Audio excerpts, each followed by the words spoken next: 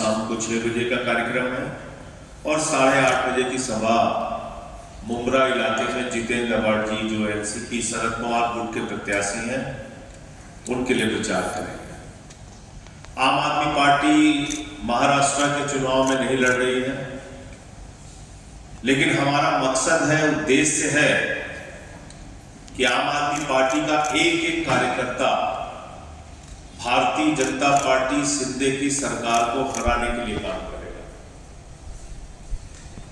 और क्यों हराने के लिए काम करेगा? क्या हमारी तकलीफ है इस सरकार से? क्योंकि ये सरकार जो बनी है ये भारत के लोकतंत्र की हत्या करके बनी है, भारत के संविधान की हत्या करके बनी है, खुलेआम खरीद फरोख्त करके एमएलए की मंडी लगा के ये सरकार बनी है।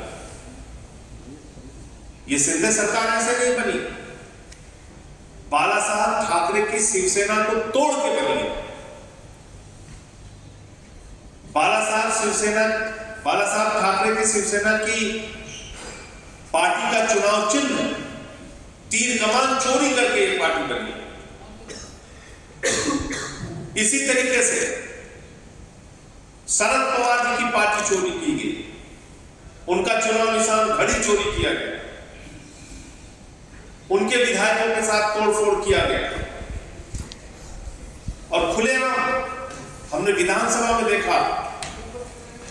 पूरे महाराष्ट्र के लोगों को इस बात की तकलीफ है, दुख है कि विधानसभा के अंदर नारे लग रहे थे 50 खोके एकदम होके, 50 खोके एकदम होके, 50-50 करोड़ में भारतीय जनता पार्टी ने विधायकों को खरीदा।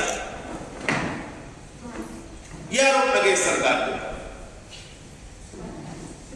और शिंदे जी की जो सरकार है वो एक कठपुतली की तरह काम कर रही है। कल मैंने सुना कि एक सभा में शिंदे जी बोल रहे थे, उनके प्रॉम्प्टर बगल में खड़े हुए थे, उनको खुद नहीं पता कि उनकी सरकार क्या कर रही है।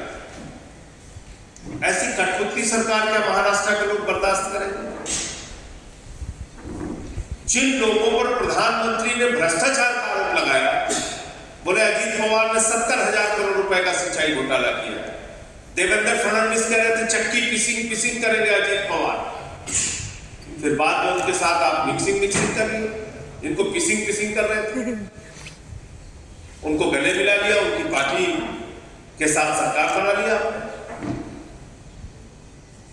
तो महाराष्ट्र की जो मौजूदा सरकार है, शिंदे और बीजेपी की और अजीत पवार की सरकार, ये भ्रष्टाचार की बुनियाद पर खड़ी है, लोकतंत्र की हत्या करके खड़ी है, संविधान की हत्या करके बनी है, विधायकों की खरीद फरोख्त करके बनी है। इसलिए आम आदमी पार्टी इस सरकार का विरोध करती है और हमारे जितने कार्यकर्ता हैं पूरे महाराष्ट्र में इसको चुनाव हराने के लिए काम करेंगे। इस सरकार को हमें हटाना है। नंबर 1। दूसरी बात, प्रधानमंत्री आए थे, अभी भाषण देके गए, अमित शाह भी आए थे, वो भी भाषण देके गए।